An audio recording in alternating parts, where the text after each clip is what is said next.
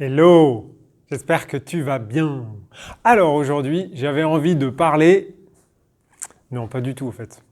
C'est d'une petite histoire que j'ai eue avec ma fille. On était en train de se promener et c'est en ce moment où on plante le riz. Enfin, on prépare la terre pour le riz. Et donc, et tu sais maintenant que tu as regardé ma vidéo où il faut manger du riz, tu sais pourquoi. Et elle me dit, mais en fait, pourquoi la terre, là, pourquoi le champ, en fait, il est recouvert de flotte? Donc je lui explique, je lui dis, bah voilà, en fait, tu vois, t'as... Je fais des super dessins en plus, toc, hop, tu vois, t'as la terre qui est comme ça, toc, et puis en fait, maintenant ils mettent de l'eau, d'accord? De telle sorte à ce que la terre, elle soit bien imbibée de flotte, d'accord? Donc tout ça c'est de l'eau, de telle sorte à ce que quand on plante, là, déjà, ça soit facile. Donc on ne les plante plus à la main. Hein. Tu vois la mamie avec son chapeau du Mékong, là, tu vois, avec le dos courbé qui plante maintenant. On fait plus ça. Hein. Il y a des machines qui plou, plou, plou, plou, plou, plou, plou. C'est une machine magique. J'essaierai de filmer ça pour te montrer. Et donc en fait, la plante, toc, ils la mettent directement dans la terre. Et comme elle est toute petite hein, au départ, la plante, toc, eh bien, elle vient se planter dans la terre qui est imbibée de flotte. Ok? Et ensuite, je ne sais pas si je l'avais évoqué, mais en fait, ce qu'ils font, c'est que... Ils sont malins, nos amis japonais. Tac. Tu vois, t'entends la souffrance du riz, d'accord, qu'on prive d'eau. Hop, voilà.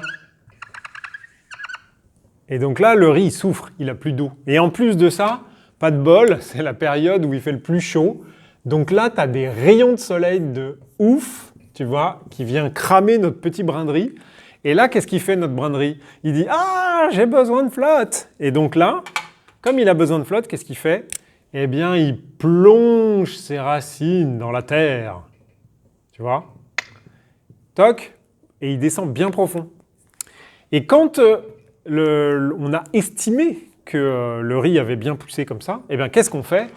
On n'est pas des sauvages quand même. Eh bien, on remet de l'eau. Et alors là, qu'est-ce qui se passe? Dis-moi. T'as compris quand même. Bah là, le riz, il fait... Il pousse vers le haut comme ça. Parce qu'il a plein de soleil et plein de flotte. Et des racines de ouf. Tu vois? Et quand il y a le vent qui souffle et tout ça, bah avec les racines, il est bien enraciné et tout va bien. Et après, là, on a des belles grappes de riz. Toc, ici, toc, toc, toc, partout, tout ça. Et là, on a du super riz. Et ensuite, le business de ma belle famille peut fonctionner puisque nous, on fait de la farine de riz. Voilà, voilà. OK. Alors, pourquoi je t'explique tout ça? Parce qu'à un moment donné, ma fille me dit, mais on les prive d'eau quand même? Alors, je dis, bah ouais, on les prive d'eau pour que, tu vois, à un moment donné, on les maltraite pour que, hop, ils deviennent plus forts et tout ça. Et là, elle me sort, ah bah c'est un peu comme nous en fait. Dans la vie, en fait, c'est un peu comme nous. Alors j'ai dit, bah ouais. En fait, des fois dans la vie, bah, on nous prive de quelque chose pour pouvoir aller chercher plus profond au fond de nous-mêmes, quelque chose qui est plus brut, qui est notre qui est notre force primaire et qui nous permet de comprendre qu'on est bien plus fort que l'on ne croit. Tu te souviens la petite phrase magique que j'adore? Tu es bien plus fort ou forte que tu ne crois. Tac. Non, n'importe quoi, c'est ici. Tac, que tu ne crois. Et ouais, peu importe ce qui t'arrive dans ta vie, à un moment donné, on te prive d'eau pour que tu ailles chercher plus profond au fond de toi-même et que tu puisses tout simplement prendre conscience que la seule personne qui est forte, c'est toi.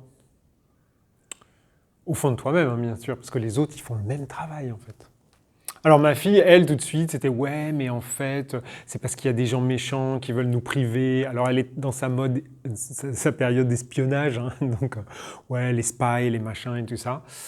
Mais non, en fait, c'est nous qui nous faisons vivre ça. On l'a vu dans la vidéo de la douleur, c'est nous qui créons des événements pour faire en sorte que, ah, toc, On se fait avoir. J'avais parlé de ça aussi dans la trahison.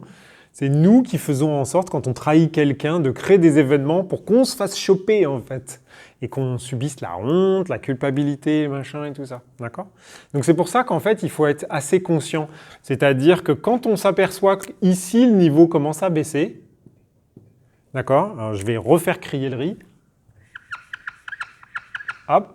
Dès qu'on s'aperçoit que là, ça commence... Alors on n'est pas obligé d'attendre que ça devient catastrophique, mais dès qu'on s'aperçoit que le niveau baisse, eh bien là, il faut être sur le qui-vive, en fait. Il faut être comme les chiens à l'affût. Bah, c'est un peu ça, en fait, vivre en conscience. Vivre en conscience, c'est percevoir les phénomènes subtils de notre propre vie. C'est-à-dire sentir quand il y a des micro-changements et se faire confiance. Parce qu'en fait, c'est un peu comme quand on voit quelque chose qui se passe dans le coin de l'œil. Comme on est dans la 3D, quand il se passe quelque chose dans le coin de l'œil, en général, on y croit parce que je crois que ce que je vois, je suis dans la 3D. Mais en fait, ce qu'il faut bien comprendre, c'est que ce qu'on vit avec le coin de l'œil, on le vit aussi dans les événements. C'est-à-dire qu'il y a des événements subtils qui nous permettent d'avoir des indicateurs. Alors certains appellent ça des synchronicités, d'autres des intuitions, on peut le dire de plein de façons différentes, mais ça veut dire ça, c'est percevoir des micro-changements dans ta vie ou dans ton système ou dans ton environnement qui fait qu'à un moment donné, tu sais que la situation elle est en train de changer. Et donc ne pas attendre que ça y est, tu sois à marée basse, d'accord, que tu vois les étoiles de mer en train de manquer d'eau, pour te dire ah bah ouais, là, ça y est, il n'y a plus de mer. Bah ouais. Donc, parce que sinon tu vas vivre ce phénomène de yo-yo en permanence. Et qui dit phénomène de yo-yo, dit création d'énergie pour d'autres vampires et machin. C'est pour ça que c'est à toi d'être présent dans ta vie à chaque instant.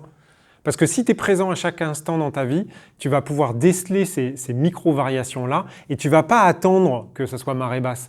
Donc tu ne vas pas nourrir d'énergie négative qui vont venir te pomper, enfin je dis négative mais plutôt vampire en fait, qui vont venir te pomper. Parce qu'il ne faut pas oublier qu'il y a aussi les énergies positives. Enfin, je suis désolé, mais des fois j'entends des trucs sur internet avec des guides et des machins, et là tu te dis, bah non, le bozo là, il est en train de te dire que tu as bien fait tes devoirs et que machin et tout ça, mais tu n'es plus à l'école. Tu vois, on n'est pas là pour avoir des bons points. Ouais, il y a un ange qui m'a dit que j'avais bien travaillé, que je pouvais me reposer sur mes lauriers maintenant, machin. Ah non, mais n'importe quoi. C'est de la même énergie vampire. C'est te faire croire à un truc que de toute façon, à un moment donné, tu vas te prendre les pieds dans le tapis, et là, tu vas on redescend dans le yo-yo, puis tu vas culpabiliser, tu vas dire « Ah merde, j'ai dû décevoir mon ange, j'ai dû faire quelque chose de mal, machin. » Non.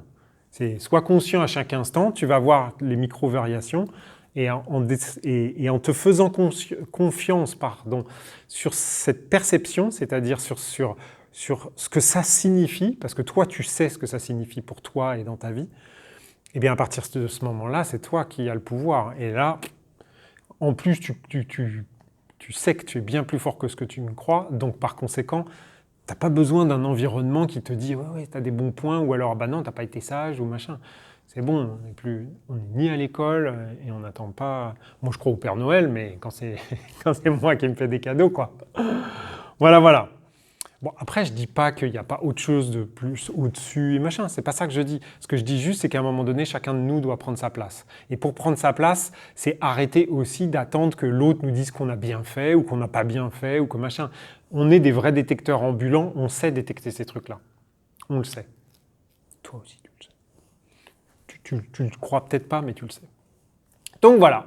Donc c'était la métaphore du riz. Et il n'y a pas d'espionnage là-dedans. Il n'y a pas de complot, il n'y a pas tout ça. Je ne veux pas dire qu'il n'y a pas de complot du tout. Je dis juste que dans ça, il n'y a pas de complot. C'est juste le riz qu'on prive d'eau pour qu'il soit plus fort. Voilà. De quoi tu te prives alors pour que tu sois plus fort? C'est une vraie question, ça. Je te laisse méditer là-dessus et puis on se retrouve demain. Très belle journée.